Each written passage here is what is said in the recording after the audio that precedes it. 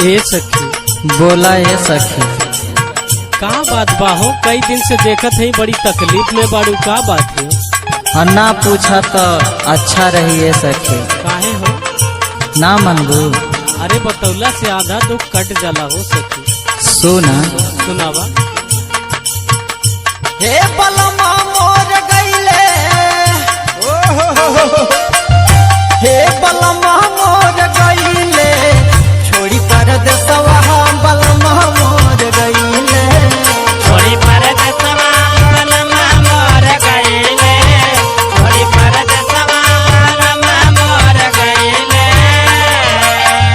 हे बलमा मोर गईले,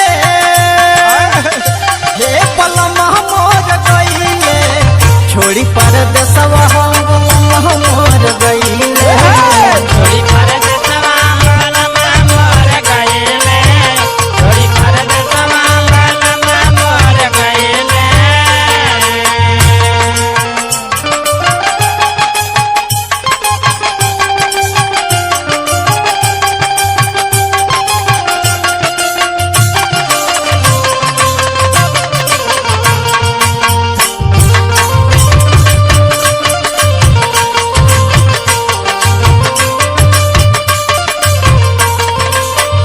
ए सखी, बोला ए सखी।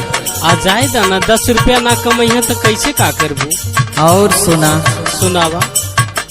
हाँ याद बढ़िया वह दबा फेरी करवटिया हो, फेरी करवटिया हो, फेरी करवटिया हो, फेरी करवटिया हो, फेरी करवटिया हो।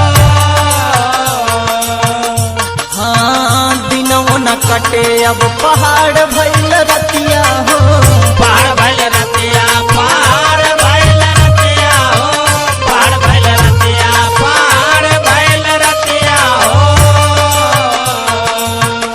हाँ याद बढ़िया वह दबा फेरी करवटिया हो, दिनों न कटे अब पहाड़ भइल रतिया हो। और सुना। सुनावा। प्यार में अपना पगली बनैले, छोड़ी परदेसवा